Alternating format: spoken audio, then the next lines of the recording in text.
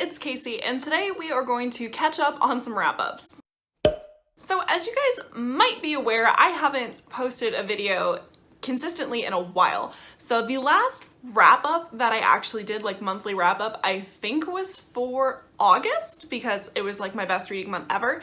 And then when September hit, I read decently. I read about 5 books in September. But then I never got around to filming my wrap-up because October was when things started getting absolutely crazy for me. So I haven't talked about the books I've read from September through December of last year. So today we're gonna wrap those up. In total, I have 10 books to talk about. So I read 5 in September, 1 in October, nothing in November, and then 4 books again in December. So the last little chunk of the year for me was not the best as far as reading goes, but overall the quality was decent. I ended up with 2 5-star books, 6 4-star books, and then 2 2-star books. I think there's one that I'm still debating on whether it's a 2 or a 3, and it's one of the most recent ones I've read, so I'm like really going back and forth. Typically at the beginning of my wrap-ups I would check back in on TBRs, but TBRs were failed, no TBRs were read. I just kind of read what I felt like. I think I might have done all right on September's actual TBR, but I have no recollection of what was on it. That was months ago. So I'm gonna do my best to wrap up these books with the caveat that it has been several months since I've read most of them. So let's get started. So the first thing I read back in September was A Closed and Common Orbit by Becky Chambers, and this was one of the 2 5-star reads. This book was amazing. It was so good. I waited so long to read this because I was intimidated. So this is the second book in the Wayfarer series. The first book, A Long Way to a Small Angry Planet, is basically my favorite book of all time. And for some reason that just intimidated me from ever reading this second one. So I just never did until now. And I really loved this one. I can't give you too much information on what this one is about because it's kind of spoilers for the first one. And even though these are companion novels rather than an actual series, the characters that we follow in this one, I can't really talk about without giving spoilers for the first book. This one is a little bit more smaller scale than The Long Way to a Small Angry Planet. It follows a much smaller group of people, and it's really going through that exploration of like AI, which I really love, and the idea of like what it means to be human. And it's just so good. Same as before, it's found family in space, which I absolutely adore. I cried my eyes out. If you guys want slightly more coherent thoughts on any of the September books, I'm going to link my, I don't know which side it shows up on. I'm gonna link my vlog because I think I was still doing vlogs at that point, but I tabbed out certain parts in this one. This book made me so incredibly emotional. I really love all of the books that I've read from Becky Chambers. Granted, that's just these 2. I have the 3rd one in the Wayfarer series, 3rd and 4th one. Oh my gosh. 3rd and 4th one in the Wayfarer series, as well as her newest novella. I don't have To Be Taught If Fortunate, but I do have the Psalm for the Wild Built, which means I have almost everything she's written, and I really need to get through it because I adored this. This was so good. While the first one was still very found family and like intimate between the crew, this was like even more small scale and intimate, and I just loved it. It was amazing. The next book I read was Bunny by Mona Awad, which is a horror book. I gave this 2 stars. This was extremely not my bag. So I'm generally not a horror reader to begin with. That's not something that I typically enjoy, but I read this for a book club I was doing with my friends, and I gave it an honest shot. I'm not gonna lie. I felt like I enjoyed part 1 of this book significantly more than I did the rest of it. Like, I think it was 3 parts maybe. There was at least a second half. Significantly more than I enjoyed the second half because in part 1, it was so weird and shocking, and the way that it ended was on such a just odd and ridiculous and upsetting note. Like I was icked out and like kind of freaked out for a lot of part 1, and then not so much in part 2. Like after we had this big moment that ends part 1, we kind of spent the rest of the book trying to resolve it and explain it and actually do more like plot things, and I think I would have liked this book better if it had just stopped. Like if it was just a novella that stopped after this weird crazy event, because I felt like there was too much attempt to explain things, and I would have liked this more if it was just weird, I think. There was also some character stuff that I just wasn't a fan of. Not to mention it's kind of a dark academia, and I really just think dark academia and I aren't friends. Like every dark academia book I've read, I have felt like it was I dropped my notes. I have felt like it was pretentious in a way that I don't enjoy. And I know that's part of the draw of it for some people, but for me, it just really doesn't work. So it was like horror that didn't deliver for me and felt like the pacing was weird, coupled with this general atmosphere that I just don't care about. And it was fine. I think if the entire book had been like the last half, I would have given it 1 star. I really did not care at the end, just did not care at all. But I really liked the beginning. So the next book that I read was Talibans War by James S.A. Corey. This is the second book in the Expanse series. The first one, Leviathan Wakes, I read much earlier in the year, sometime last spring. I don't remember when. I enjoyed this one. I gave this one 4 stars, and I think I gave Leviathan Wakes like 3 or 3.5. I liked this one more than the first one for sure. This one picks up kind of where we left off at the end of Leviathan Wakes, still following Holden and his crew, but we have some new problems going on as well as new characters that get introduced. But this is a epic sci-fi space opera, a huge like 9-book series that kind of loosely follows this man named James Holden as he's getting wrapped up in these bigger political events as the landscape is changing in some really dramatic and jarring ways. I'm trying to be vague while remembering what we actually know in the first book.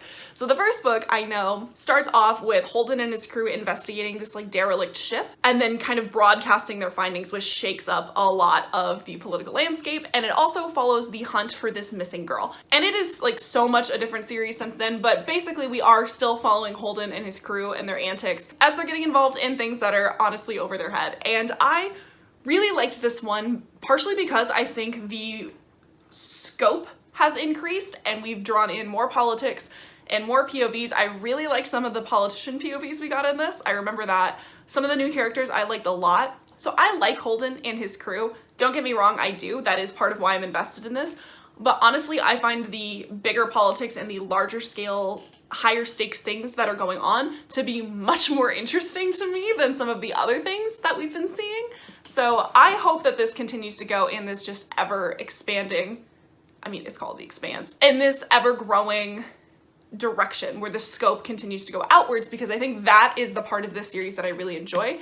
I do have the third one. I am planning on continuing. I think this is a series I will probably finish all the way out unless for some reason I kind of drop off in the middle, because I haven't like been blown away, absolutely loved any of these, but I did really like this one. So 4 stars. I really must have been on a sci-fi kick in September, because the next thing that I read was Red Rising by Pierce Brown. This is a sci-fi dystopia book about this man named Darrow who is a member of the Reds. So in this society on Mars, the classes are broken up by colors, and Reds are kind of like the bottom class. So Darrow and the other Reds work as basically miners to provide materials for the terraforming Mars, and they think they're on some kind of like very noble mission, when in reality Darrow finds out through some really upsetting events that Mars has been terraformed for a long time and the Reds are basically being used as slave labor. Darrow decides to infiltrate the Golds, which are one of the more ruling class types, and basically dismantle the system from the inside out. And this was one that I did really like. I gave this one 4 stars. I buddy read this with Greg, link down below, and I had a lot of fun theorizing about this one. It took me a while to get through it, and I don't know how much of that was an artifact of school ramping up and me having less and less time to read, and how much was like this one took a bit to draw me in. It's like right at the beginning was very interesting and kind of shocking, and then towards the end I really liked it, but like that middle part was a bit of a lull for me. I'm very fascinated to see where we go from here. I need to pick up Golden Sun because I am incredibly curious where this goes. I am generally not the biggest fan of dystopia. It's not the kind of sci-fi that I enjoy the most. That being said, I still really liked this, and overall I had a lot of fun with it. It's like high action, pretty edgy. It scratches that very specific revenge story dystopia itch, and if that's something that you want, I would recommend this. I did really like it. And then the last thing that I read in September was House in the Cerulean Sea by TJ Klune. So this was a reread for me. So I read this book for the very first time in November, December of last year. Well, 2020. And I absolutely adored this book. 5 stars. This is 5 stars. This is the other 5 star. Absolutely adored it. It was amazing. I can't form coherent thoughts about this book. I should probably tell you what it's about. So it's about this man named Linus Baker who works for the department in charge of magical youth as basically a caseworker. So he goes into these homes that house these magical youth and assesses them to make sure that everything is running correctly. And one day he gets an assignment from extremely upper management to go visit this house that has some potentially dangerous and extra special children in it and assess whether the environment is still fit. And this book is just so incredibly wholesome. It's wonderful. It's one of my favorite books ever. It's so good. It's so good. I borrowed this book from the library the first time I got it because I wasn't sure how much I was gonna love it, and then immediately bought myself my own copy. So this time I went through and tabbed it out. It's just like half of it is just me doodling hearts in the book. It's fine. This book is a hug. This book is perfect and wonderful and amazing, and everyone should read it if they want to do something nice for themselves. That's all. That's all I have to say. And then this is where we start to slump extremely downward. And I read one book in October, and it was Princess Jellyfish Volume 4. So this is a manga series, a kind of contemporary manga series about this girl who lives with these other women, and they're all kind of shut-ins. They all have this like very narrow interest, but they don't talk to outside stylish people. And she's really obsessed with jellyfish. And so one day she's going to visit kind of the pet store where she likes to look at the jellyfish that are there, but she never buys any of them. And she finds that one of them is being put in a tank with another kind of jellyfish that they can't survive together. And she's trying to work up the courage to say something to the owner, and eventually this very stylish person comes over and helps her. They buy the jellyfish, they take it home, and following this, our main character finds out that her savior is a man who likes to dress up as a woman and is in love with fashion, and he just comes in and completely changes her life, and they're trying to save the building that they all live in, and it's just so wholesome and it's so good. And I really love this manga series. I watched the anime way back in high school, and I'm finally at the part where the manga has surpassed what I've seen, because as far as I know, they only ever made like 12 episodes of that show. And it's just so good. I gave it 4 stars because like there are flaws, but to me, every time I open those, I read them in one sitting, and I know it's just gonna be a nice time. I get emotional about it. It's weird because I don't really like contemporary that much in novels, but I really like them in graphic novels and mangas. I think that's a pattern I've noticed about myself, and it was just so wholesome, and it's so good. And I don't see enough people talking about this series. Would recommend. Then we get to November. I read 0 books in November. Fantastic. Then we get to December, where I started making a very conscious effort to get back into reading over the break. And I did. I accomplished it. So let's talk about the first book I read. So the first book I read was Traitor's Blade by Sebastian de Castell. And this was a book that I read specifically to try to get me back into reading. I wanted to pick out the book that was designed to give me the best chance of falling back into reading. And this was it. If you know anything about me and my reading tastes, this checks so many boxes. I'm just gonna read the little blurb from like NPR that's right here, just to show you the buzzwords. A swashbuckling romp packed with charisma, camaraderie, quick wit, and even quicker swordplay. That's so my jam. That's so my vibe. I was so excited. So this book follows our main character Falchio, but really Falchio, Brasti, and Kest, who are these 3 remaining members of this order called the Greatcoats, which used to serve as basically magisters and people who would uphold the law under the old king's rule. And they were these like well-respected people, but then before this book starts, all of the dukes and like minor lords in the area kind of work together to assassinate the king. And so all of the Greatcoats are viewed basically as traitors for not protecting the king in the way that they should have. And so this is like long after they've been disbanded, and this follows Falchio, Brasti, and Kest as they're attempting to fulfill the king's last dying wish, basically. The king basically brought all of the Greatcoats into the room and gave them one last task as he died. And so this follows Falchio as he's attempting to fulfill that mysterious final demand from the king. And this book was so much fun. I really liked this. I gave it 4 stars. I have some problems with the pacing. I have a little bit of problems with the plotting. There are things I can nitpick in here that are gonna prevent me from giving it 5 stars, but this is exactly the kind of book, the kind of vibe that I love. It's really dark. It's gritty at times. There were some moments that were genuinely pretty upsetting, but at the same time, it has that like sense of humor. It has that very charismatic, very smart main character that I love. And it has this group of friends, this kind of like found family aspect. It's not, don't know if I would totally classify this as found family, because it's not that like emotional about it, but group of friends working together. And it was so much fun. I really love Falchio, Brasti, and Kest. I really love some of the characters we meet later on in the book too. I think the politics of this are interesting. They're not some of the most complicated or my favorite politics that I've ever read about, or at least not yet. but I do really enjoy it. I think some of the lore in this book is very interesting, especially because this is a fantasy book where magic exists in the world, but our main characters don't have it or use it, and in fact actively dislike it. Kind of reminds me of the Lies of Locke Lamora in that way, where there is this bigger fantasy element to it that our main characters are just like not involved in, which I find kind of interesting and I think adds to the world building. There's some very interesting like factions going on in here. Overall, I really like this, and I think this is a series that I'm going to really love. And I have a pretty good feeling about that because I read the second one in January already, but we're not gonna worry about that for now. I read this very quickly. I don't remember how long it took me to read it. It's probably longer than my typical pace, but it was much, much faster than I had been considering I read 0 books the entire month before this. So like this was what I needed. I really liked this. I'm seriously looking forward to this series. I knew I was gonna like the Greatcoat series from the first time I heard about it, and then I just didn't do it until now. And I am happy I'm finally doing it. And speaking of books I should have read long before last December, we have Fool's Fate by Robin Hobb. This is the 3rd and final book in the Tawny Man trilogy, which is the 3rd series in Robin Hobb's Greater Realm of the Elderlings. And this wrecked me. This wrecked me. I knew it was gonna wreck me, and here we are. Wrecked. Multiple times between September and when I finally picked this up in December, I looked at this book and said, I want to read it. I know I do, but I don't think I can jump into an 800-page book right now. You know, I've been out of reading for so long, I should probably just pick something shorter, and then I never do, and I never got around to it. So after I read Traitor's Blade, I was like, this is it. Now is the time. Picked it up. I listened to a lot of it on audiobook when I was traveling, but I did read a lot of it physically as well, and this book wrecked me, destroyed me. So good.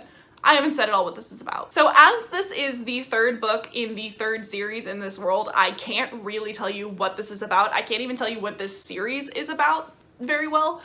But the gist of the very first series, the Farseer trilogy, we follow our main character Fitz, who is the bastard of the king-in-waiting Prince Chivalry. And he is basically dropped off on the palace doorstep, and Chivalry abdicates the throne in shame, moves out to the countryside. So we follow Fitz as he's raised by the stable master and various people at court, and the king decides that because he has this royal lineage, they want to kind of keep him close and make him useful essentially, and they decide to raise him to be the royal assassin, and that's kind of the plot of that first series. And this follows Fitz like 15 years later, well 15 years after the end of the first series. I gave this book, I think I'm landing on 4.5 stars. I wanted to give it 5 stars because I gave both of the other books in this series 5 stars, and I thought this was going to be my first 5-star sweep from Robin Hobb, but for some reason her 3rd books in the series for me just don't quite do it. I don't know what it is. I didn't like how this one ended. Ugh. I really liked this book overall. There are some moments I tabbed. I haven't tabbed out a single Robin Hobb book, but we tabbed where I started sobbing, which was page 619 if anyone's curious. Started just sobbing. And then like it happened a couple more times within the next 50 pages. This bit right here was real rough for everyone involved, including myself. I absolutely adore all of the characters in this series. I love seeing how Fitz has grown and changed. Fitz gets on my nerves sometimes, especially when he was younger, not as much when he was older, but I still really care about him and I care about what happens to him. I love the characters that have come back from the original series. I love the Fool with all of my heart and soul, which maybe you can see, just based on the title alone, why this book destroyed me. I also really love a lot of the new characters we've gotten introduced to in this series, and a lot of them grew on me in ways I wasn't expecting. Robin Hobb writes some incredible characters, and I think the way that the plot is being woven together from original Farseer trilogy events and some of the stuff in Live Ship Traders I think is really fascinating, and I'm very excited to see where we go. However, getting back to that ending, I have some gripes with it. I feel like I heard somewhere that this was originally supposed to be the end of the Fitz's story, and I think if I didn't know that there is another Fitz trilogy called Fitz and the Fool, and it's the last one in the Realm of the Elderlings, I think if I didn't know that, I would have been much more upset about this ending because I don't like the way we resolved some things and where we left some people. But I do think this was originally designed to be an ending, and I wish different choices would have been made. I don't think they're wrong. I don't think they're out of character. I just don't like them as much as I could have, and I felt like the last chunk of this book was very much like a where are they now? Like kind of wrapping it all up in a way that felt too much like tying a bow on it when it didn't need to be. But again, I only feel like maybe it didn't need to be because I know there's more coming. I don't know if that makes sense. Yeah, the last chunk of this just didn't do it for me.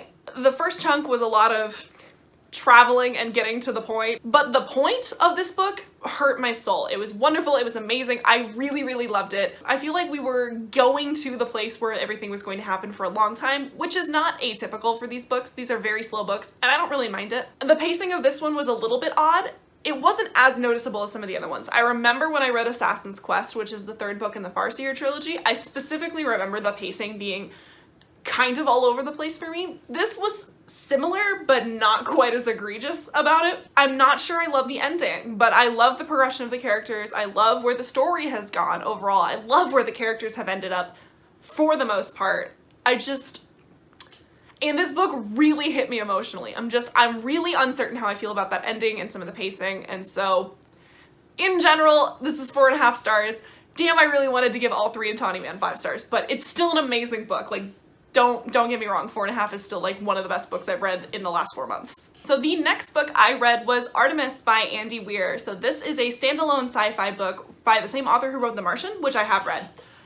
And this is the one that I'm really unsure if I want to give it 2.5 or 3 stars.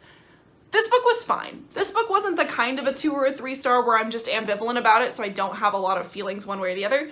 This book is like the actively mixed bag kind, which I always struggle to place because I have to figure out what weighs more heavily. So this is a sci-fi book that follows our main character Jazz, who lives in the city of Artemis, which is like the city on the moon. And Jazz is a smuggler, essentially. She works as a delivery person, but also smuggles in goods in order to make some supplemental money. Jazz is also a genius. I'm just throwing that out there because it becomes super important in this book. So basically, Jazz gets hired by this rich businessman to pull off a heist, essentially, in order to get him control of one of the companies on Artemis, and everything falls apart, as it is wont to do, and then this kind of turns into a much more involved, important thing than she thought it was going to, and she's wrapped up in the middle of it. I liked the plot of this book. I read this book very quickly. I wanted to keep going back to it. So like all of that leans more towards the 3 stars. However, I had some serious problems with Jazz's character. To me, I don't like the way Andy Weir wrote her. To me, the female characters in this were just not it. Jazz feels like Mark Watney from The Martian if he were entirely too aware that he had boobs. The book was just like weirdly too horny when it really didn't need to be for like no reason. It just kept happening and it kept bothering me. And like she didn't read correctly to me. Like something was just very off about her characterization. And also the ridiculousness of some of this plot. Sci-fi fantasy and like even particularly sci-fi fantasy heists, which is a thing I particularly like, have this requirement of some suspension of disbelief. I get that. But I feel like it was straining my suspension of disbelief a couple of times in this one because everything felt very, very convenient in a way that like didn't make sense, and Jazz was just like good at everything, and that was kind of the cop-out, was that she was like such a quick thinker and so smart that she could fix all of these issues as they came up, and it didn't feel earned all of the time. I like the world building in this a lot. I liked the plot that was going on, like the actual heist and the reasons that the heist had to happen. I was really interested in it. There was one character in this, Rudy, that I wanted to go a very different direction than he did. And I feel like there's some more interesting things that could have been done with this. This felt just like, it was entertaining, it was fun, but I have a lot of problems with it. Plot felt very convenient. I don't like some of the characterization. The vibe of this generally was off for me. The atmosphere of it, I couldn't get into it. She felt almost kind of like the I'm not like other girls type, and I couldn't do it. So I think 2.5, maybe 3, because I did have fun. I don't know. I'm going back and forth hardcore on this one, but it was fine. And then the last book I read, I believe I kind of frantically read on New Year's Eve in late afternoon because I realized I had one more book required for my Goodreads reading goal of 75, and I was not about to end the year on 74. So I read My Hero Academia Volume 2 because I could read that quickly, and it was good. It's very fun. So this is a manga series about this world where about 80% of the population have manifested quirks, which are basically superpowers, and this follows our main character Midoriya, who is born quirkless. And all he wants to do is become a superhero. He wants to be a pro hero. He wants to go to the best high school, UA high school, for being a hero, but he doesn't have a quirk. And eventually he runs into his all-time favorite hero, the #1 hero, All Might, who basically is able to fix that problem for him. Gives him a quirk, and this follows his adventures, like learning that and trying to figure out what it means to be a hero, and his adventures with his classmates. And this story is so fun. I love the anime. I am slowly trying to collect and read all of the manga. I have volume 3, if I'm pointing right, for this one, but I've never actually read further than this. I gave this 4 stars. I knew what was coming, so it didn't blow me away, but I know that this arc, this is like the USJ arc, I really like this arc. It introduces some really important characters and some really important plot points that I know how they play out, and it was interesting to see the groundwork being laid for that. It's also very interesting to see how differently some of the characters are characterized at the beginning versus once they decide to have more attention put on them later on, so that was interesting. But overall, this is just a really fun story. It's just really solid. It didn't blow me away, and I wonder if that's because I already know it. If I had read this without having seen the show, I might rate this higher. I don't know. But overall, I really enjoyed this. It was very fun, and it was a nice way to very quickly round out 2021. I don't remember how to hold books. So these plus Princess Jellyfish and Bunny are the books that I hadn't talked to you guys about since I stopped making videos. That I read in the last little chunk of 2021. They're heavy. Overall, I don't think I really finished out the reading year as strongly as I would have liked, but things got a little crazy. Hopefully going into this next year, things can go a little bit better, but quality-wise, it was still pretty good. I'm just resting on the stack of books now. Hi. So if you've read any of these, let me know. I would love to talk about these. My 2020 wrap-up, where I'm gonna talk about everything that I read, should be coming out shortly after this, if I'm not too lazy when I'm filming, we'll see. But I think that's all I've got for you guys today. If you wanna keep up with what I'm reading, I have a link to my Goodreads down in the description below, but other than that, I will see you guys next time.